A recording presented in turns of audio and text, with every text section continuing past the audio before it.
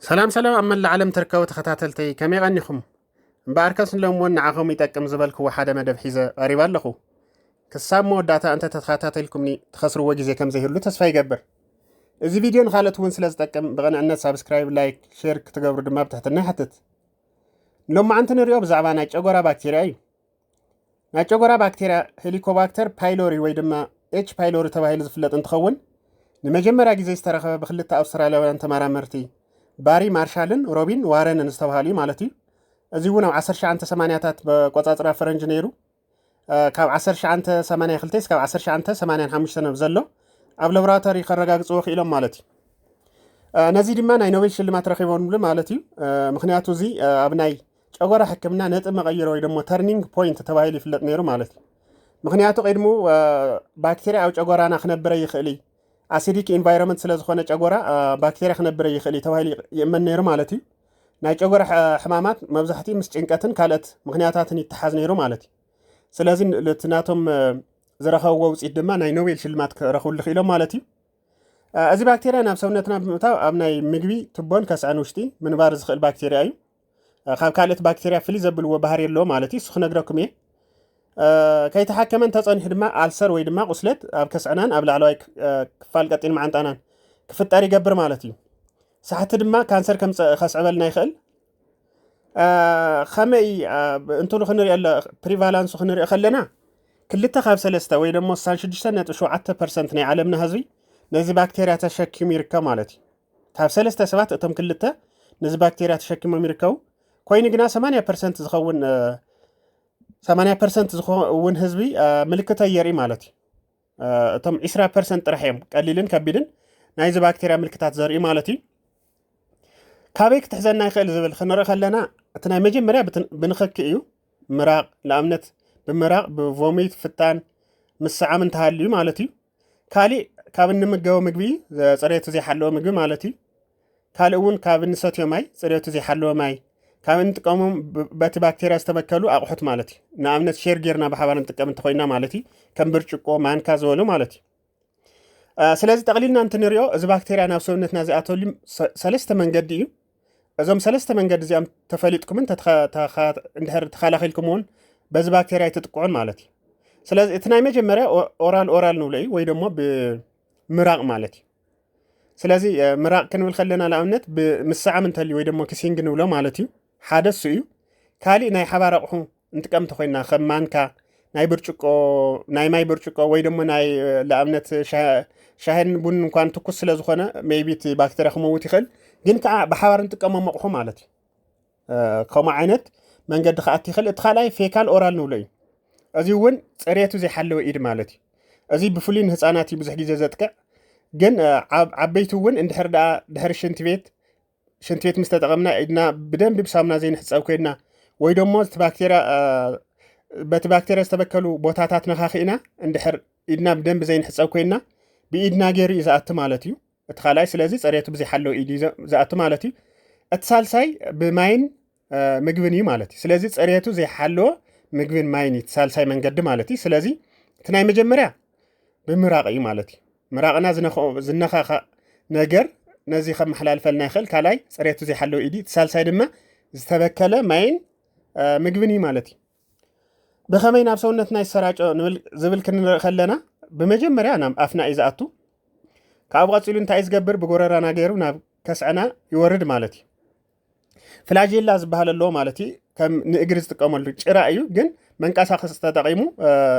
ኣብ ከስዕና ይንቀሳቐስን ናብቲ ናይ ከስዕና ግድግዳ ይልጠፍን ማለት እዩ በቲ ፍላጀላ ገይሩ ማለት እዩ ካብኡ እዚ ባክቴሪያ ካብ ካልኦት ፍልይ ዘብሎም እና ኣብቲ ኣሲዲክ ኢንቫይሮንመንት ክነብር ዝገብሮ እንታይ እዩ ዩሬዝ ዝበሃል ኢንዛይም ብምጥቃም ነቲ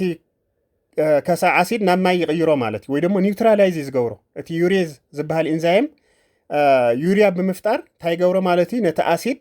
ናብ ማይ ይቕይሮ ወይ ደግሞ ኒውትራላይዝ ይገብሮ ማለት እዩ በዚ መንገዲ እዚ እዩ ክነብር ዝኽእል እምበር ባክቴሪያ ኣብቲ ኣሲዲክ ኢንቫይሮንመንት ኣይነብርን ግን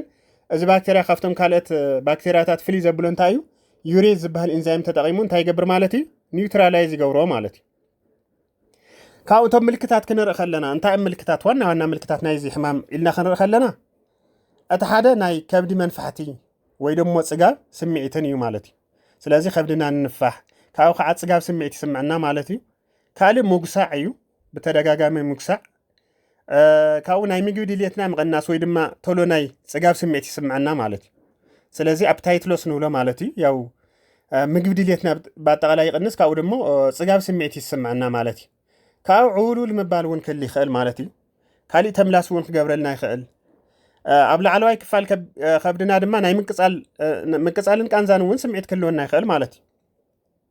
ካልእ ብዘይ ምክንያት ክብደት ምቕናስ ከስዕበልና ይኽእል ማለት እዩ ስለዚ እዚኦም እዮም ጠቕሊልና ክሪኦም ከለና እዞም ምልክታት እዚኦም እዮም ማለት እቶም ዋና ምልክታት ናይዚ ሕማም እሺ ሕጂ ድማ መዓዝ ናብ ሕክምና ክንኸይድ ኣለና ዝብል ክንርኢ ናብ ሕክምና ክንኸይድ ዘድልየናና ኢሚዲየት ናይ ሕክምና ሓገዝ ዘድልየና ወይ ደሞ ናይ ግድን ሕክምና ሓገዝ ዘድልየና መዓዝ ሓደ ጸሊም ወይ ድማ ናይ ቡና ሕብሪ ዘለዎ ፍታን እንተሃሊና ማለት እዩ እዚ ኣብ ናይ ስርዓተ ምሕቃቕ ምግቢ ዘሎ ትቦታት መድመይቲ ከም ዘሎ የርኢ ማለት እዩ እንድሕር ዳ ጸሊም ወይ ድማ ናይ ቡና ሕብሪ ዘለዎ ፍታን ዘለዎና እንተኮይኑ እቲ ካልእ ደም ወይ ድማ ናይ ቡና ሕብሪ ዘለዎ ተምላስ ዝገብረና እንተኮይኑ እዩ ካልእ ከቢድ ናይ ከብዲ ሕማም ቅድሚ ሕጂ ተሰሚዕና ዘይፈልጥ እና ትኩሳት እንተሃልዩ ማለት እዩ እዚ ናይ ማዕናጡና ምልሓፅን ምብሳዓን ምልክት ክኸውን ስለ ዝኽእል ማለት እዩ ካልእ ምንም ስራሕ ከይሰራሕና ድኻም ዝስምዐና እንተኮይኑ እዩ እዚ ድማ ናይ ደም ምንኣስ ምልክት ወይ ደሞ ኣኒሚያ ክኸውን ይኽእል ማለት እዩ ስለዚ እንድሕር ዳ እዞም ምልክታት እዚኦም ንርኢ ኮይና ኢሚዲየት ወይ ደሞ ወዲያውን ናብ ሕክምና ከይድና ናይ ሕክምና ሓገዝ ክንረክብ ኣለና ማለት እዩ ካልእ ዘስዕቦም ከበድቲ ናይ ጥዕና ፀገማት እዮም እዚ ናይ ከስዐ ባክቴርያ እዚ ናይ ጨጎራ ባክቴርያ እንድሕር ዳ ሓሚምና ከስዕበልና ዝኽእል ኮምፕሊኬሽንስ ዝበሃሉ ኣለውና ከስዕበልና ዝኽእል ከበድቲ ናይ ጥዕና ፀገማት እንታይ እዮም ኢልና ክንርኢ ከለና እቲ ሓደ ከቢድ ናይ ጨጎራ መቑሰልቲ እዩ ወይ ደሞ ምልሓፅ እዚ እውን ኣብ ከስዕናን ቀጢን መዓንጣናን ብዘስዕቦ መቑሰልቲ ምድማይ ንኣብነት ደም ተምላስ ክገብረልና ይኽእል ሰገራ ምጽላም ክገጥመና ይኽእል ማለት እዩ እና ብተወሳኺ እውን ናይ ዓቕሚ ምስኣን እውን ቀፂል እውን ሞት ከስዕበልና ይኽእል ማለት እዩ ስለዚ እቲ ሓደ ናይ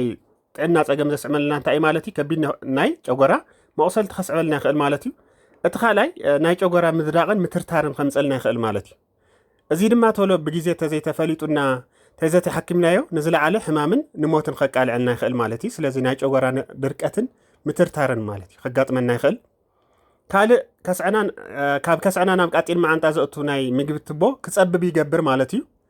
እዚ ድማ ምግቢ ብቐሊሉ ከይንቀሳቐስን ከይሓቅቕን ብምግባር ስርዓተ ምሕቃቕ ምግቢ ይርብሽ ከምኡ እውን ናይ ምግቢ ድሌትና ብምቕናስ ካብ ልክዕ ዝሓለፈ ናይ ክብደት ምቕናስ ከስዕበልና ይኽእል ማለት እዩ ካልእ ናይ ጨጎራ ካንሰር እዩ ብጨጎራ ባክቴርያ ምክንያት ዝተፈጠረ ናይ ጨጎራ ቁስለት ኣሎ ስለዚ እዚ ቁስለት ደሞ ካንሰር ከም መበገስ ክኸውን ይኽእል ማለት እዩ ንካንሰር ስለዚ እዞም ዓበይቲ ፀገማት እዚኦም ከስዕበልና ይኽእል ማለት እዩ ስለዚ ዘርእየና እንታይ እዩ ናይ ግድን ክንሕከሞ ይግባእ ማለት እዩ ካልእ ምርመራ ከመይ ጌርና ነረጋግፆ ዝብል ክንርኢ ከለና ናይ ጨጎራ ባክቴርያ ብዝተፈላለዩ መንገዲ ምርመራ ይካየድ ግን ብዋና 4 መንገድታት ኣሎ ማለት እዩ እቲ ሓደ ብትንፋሽ ዝግበር ምርመራ እዩ ዩሬዝ ብሪዝ ቴስት ንብሎ ማለት እዩ እዚ እውን እንታይ እዩ ከይድና ኣብ ላቦራቶሪ ሃፋና ኢና ንህብ ማለት እዩ ስለዚ ዩሪያ ከምዚ ነገርክኹም ዩሬዝ ዝበሃል ኢንዛይም ኣሎ ማለት እዩ ስለዚ በቲ ዩሬዝ ኢንዛይም ድማ ዩሪያ ዝበሃል ይፍጠር ማለት እዩና ቡቲ መንገዲ እሱ ጌርካ ቼክ ዝግበር እዩ ማለት እዩ ዩሪያ ብሪዝ ቴስት ዝበሃል ኣሎ እቲ ካልኣይ ብደም ዝግበር ምርመራ እዩ ብለድ አንቲቦዲ ቴስት ንብሎ ማለት እዩ ስለዚ ደምና ሂብና እውን ብብለድ አንቲቦዲ ቴስት ምርግጋጽ ይከኣል ማለት እዩ በዚ ባክቴርያ ተጠቂዕና ድናይ ተጠቃናን ዝብል እቲ ሳልሳይ ብፍታን ዝግበር ምርመራ እዩ ስቱል አንቲጅን ወይ ደሞ ፒሲአር ቴስት ይበሃል ማለት እዩ ስለዚ ፍታንና ብምሃብ ድማ ኣብ ላቦራቶሪ ምርግጋጽ ይከኣል ማለት እዩ እቲ ራብዓይ ኢንዶስኮፒ ዝግበር ምርመራ እዩ እዚ እቲ ዝበለፀ ግን ኢንቫሲቭ እዩ ትሽኦም ባዮፕሲኦም ዝውሰድ ማለት እዩ ባዮፕሲ ወሲድካ ስለ ዝኾነ እቲ ዝበለፀ መንገዲ እዚ እኳ እንተኾነ ግን ከዓ ቃንዛ ኣለዎ ማለት እዩ ስለዚ እዞም 4 መንገድታት እዮም ማለት እዩ ብትንፋሽ ዝግበር ብደም ዝግበር ብፍታን ዝግበርና ብኢንዶስኮፒ ዝግበር ምርመራ ክነረጋግፆ ንኽእል ማለት እዩ በዚ ባክቴርያ ሓሚምና ድና ሓሚምና ዝብል ማለት እዩ ካልእ ናብ ሕክምንኡ ክንኸድ ከለና ሕክምንኡ ኣብቱ ንህቦ ሕክምና ኮምፖነንት እንታይ እዮም ኢልና ክንርኢ ከለና መጀመርያ አንቲባዮቲክስ ኣለዉ አንቲባዮቲክስ እዞም መድሓኒታት እዚኦም ነቲ ባክቴርያ ካብ ከስዕናን ቀጢን መዓንጣናን ንምጥፋእ يطقموا مالتي سلازي دراج ريزيستانس ወይ ድማ ናቲ ባክቴሪያ መድሓኒት ምልማድ ንምክልኻል ድማ ብዙሕ ግዜ ካብ ክልተን ላዕሊና እንጥቀም ማለት እዩ ወይ ደግሞ ክልተ አንቲባዮቲክስ በሓደ ግዜ እንጥቀም ማለት እዩ ኣብዚ በዋናነት እንጥቀመሎም አሞክሳሲሊን ክላሪትሮማይሲን ሜትሮንዳዞልና ቴትራሳይክሊን እዮም ካብኡ ካልዓይ ፕሮቶን ፓምፕ ኢንሂቢተርስ ዝበሃል ኣሎ ማለት እዩ ናይዞም ረብሓ ድማ ኣብ ከስዕና ዝምንጩ አሲድ ምቕናስ እዩ ካሊውን ነቲ አንቲባዮቲክስ ንረኽቦ ሕክምና ድማ የቀላጥፉ ማለት እዩ ኣብ ከስዕናን ማዕናጡናን ዝምንጩ አሲድ ብምቕናስ ነቲ ባክቴሪያ ምጥፋእ ማለት እዩ የቀላጥፍልና እቲ ሳልሳይ ቢስሜዝ ሳብሳልሳሌት ዝበሃል እዩ ማለት እዩ እቲ ቀንዲ ረብሓ ናይዚ ድማ ነቲ ዝቆሰለ ናይ ማዕናጡ ክፍሊ ምሽፋንን ካብ አሲድ ምሕላውኒ ማለት እዩ ስለዚ ኣብቲ ናይ ሕክምናና ነጠቃልሎም ሰለስተ ነገራት ኣለዎ ማለት እዩ በዋና ትሪፕል እና ኳድሪብል እንዲ ዝበሃል ተዋናት ስታንዳርድ ረጅመኑ ማለት ብዝተፈላለየ መንገዲ ይወሃብ እዩ አክቹዋሊ ኮንሰኪቲቭ ዝበሃል ኣሎ ግን ክልተ እምቶም ልሙዳትና ስታንዳርድ ተባሂሎም ዝውሰዱ ማለት እዩ ሓደ ትሪፕል ዝበሃል እዩ እዚ ሰለስተ መድሓኒት ንክልተ ወርሒ ንክልተ ሰሙን ብዘይ ምቁራፅ ንወስዶ ማለት እዩ እቲ ሓደ ድማ ኳድሪብል ዝበሃል ኣሎ ኣርባዕተ መድሓኒታት ዝውሰድሉ መንገዲ ማለት እዩ ስለዚ አንቲባዮቲክስ ጥራሕ ኣይኮንና ንህብ ማለት እዩ አንቲባዮቲክስ ምስ ፕሮቶን ፓምፕ ኢንሂቢተር ንብሎም ወይ ደግሞ ፀረ አሲድ ነቲ አሲድ ኣብ ዝምንጭ አሲድ ዝቅንሱና ኣብቲ ኳድራብል ንብሎ ድማ ታየሎ ማለት እዩ ብተወሳኺ አንቲባዮቲክስ ንህብ ፕሮቶን ፓምፕ ኢንሂቢተር ንህብ ካብኡ ድማ ብተወሳኺ ባይስሜዝ ሳብሳልሳይሌት ዝበሃል ኣሎ ማለት እዩ ስለዚ እዚኦም ተጠቂምና ኢና ነቲ ባክቴሪያ ነጥፎ ማለት እዩ ስለዚ ከም ዝነገርኩም ስታንዳርድ ረጅመኑ ሰለስተ ሓደ ትሪፕል ቴራፒ እዩ ፕሮቶን ፓምፕ ኢንሂቢተርስ ንኣብነት ኦሜፕራዞል ኤስሞፕራዞል ምስ ክልተ አንቲባዮቲክስ እንጥቀም ማለት እዩ ለኣብነት አሞክሳሲሊን ክላሪትሮማይሲን ማለት እዩ እዚኦም ብዘይ ምቁራፅ ንክልተ ሰሙን ይውሰዱ ማለት እዩ ብዘይ ምቁራፅ ንክልተ ሰሙን ይውሰዱ እቲ ካልኣይ ኳድራብል ቴራፒ ዝበሃል እዩ እዚ ድማ ቢስሚዝና ፕሮቶን ፓምፕ ኢንሂቢተር ምስ ቴትራሳይክሊን ፕላስ ሜትሮንዳዞል እዚ ካብ 10 እስካብ 14 መዓልቲ ኢና ንህቦ ማለት እዩ እቲ ፔሸንት ብዘይ ምቁራፅ እቲ ሓካሚ ካብ 10 እስካብ 14 መዓልቲ ክወስድ ኣለዎ ማለት ስለዚ እቲ ስታንዳርድ ረጅመኑ ክልተ እዩ ማለት እዩ ትሪፕል እና ኳድራብል ማለት እዩ ስለዚ ኣብዚ ተዋና ቁልፊ ነጥብታት ክንፈልጦ ዘለና ሓደ ናይ መድሓኒት ምልማድ ኣሎ ብዙሕ ግዜ ሕዚ ትሪፕል ቴራፒ ላብ ኳድራብል እናተቀየረ እዩ ንምንታይ እቲ ባክቴሪያ ነዞም መድሓኒታት እናተላመዶም ስለዝኾነ ማለት እዩ ስለዚ ሓደ ድራግ ሬዚስታንስ ከም ዘሎ ክንፈልጥ ኣለና ካልኣይ ብዝተኣዘዘልና መንገዲ ምውሳድ ኣገዳሲ እዩ ማለት እዩ ተዘይኮይኑ ግን ከም ዝነገርኩም ሓደ ንድራግ ሬዚስታንስ ኢና ንቃላዕ እቲ ባክቴሪያ ነቶም መድሓኒታት ይለማመዶ እሞ ብድሕሪኡ በቶም መድሓኒታት ሶም ናይ ምድሓን ዕድልና ይቕንስ ማለት እዩ ስለዚ ኣድሄራንስ ኣድላኢ ማለት ስለዚ በቲ ሓኪም ዝኣዘዘልና መንገዲ ምውሳድ ማለት እዩ ካሊእ ክትትል ኣድላኢ ማለት እዩ ክትትል ማለት እንታይ ማለት እዩ እዞም መድሓኒት ምስ ወዳእና ተመሊስና እዚ ባክቴሪያ ጠፊኡ ድዩ ኣይጠፍእን ዝብል ኣብ ላቦራቶሪ ድሕሪ ወርሒ መፂና ኮንፊርም ክንገብር ኣለና ማለት እዩ ተዘይኮይኑ ንክጠፍእ ይኽእል እዩ ማለት እዩ ስለዚ መፂና ድሕሪ ሕክምና ቸክ ክንገብር ኣለና ማለት እዩ ካሊእ ክንፈልጦ ዘለና መዞም መድሓኒታት ተታሒዙ ቀሊል ናይ ባዕሎም ሳይድ ኢፌክት ክህልዎም ይኽእል እዩ ከይኒ ግና እዚኦም ምስ ሓኪም ብምምኻር ብዝተኣዘዘሉ ግዜ ምውዳእ ኣገዳሲ እዩ ማለት እዩ በቲ ግዜን በቲ ዝተባሃለ መንገድን ማለት እዩ ብዙሕ ሰብ ግን እዞም መድሓኒታት ስለ ዝኸብድዎም በአግባባ ይወስዶም ማለት እዩ ይቆራርጾም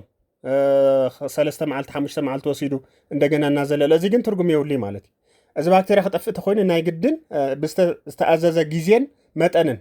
ክውሰድ ኣለዎ ማለት እዩ ካሊእ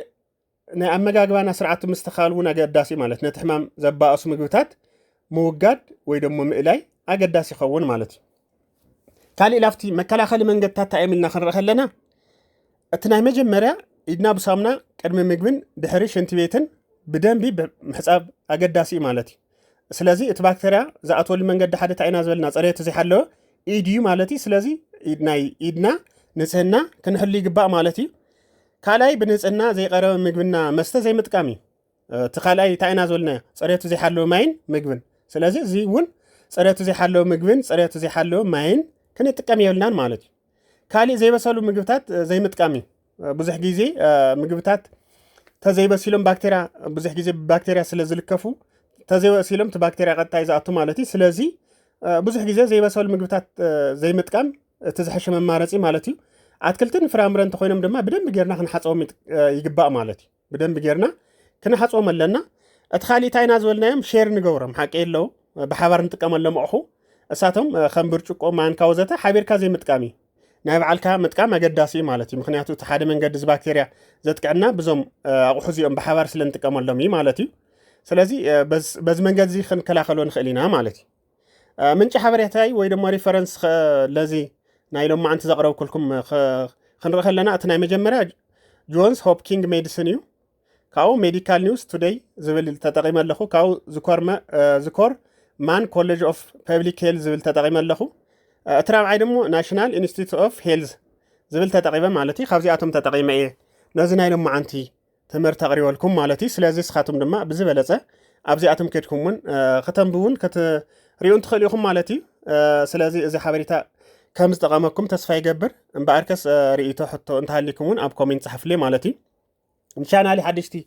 زخونكم دما نطعنا زملكاتو امغاغبا زملكاتن كاله تقمت زخونو تمرتن مركاب سبسكرايب بمغار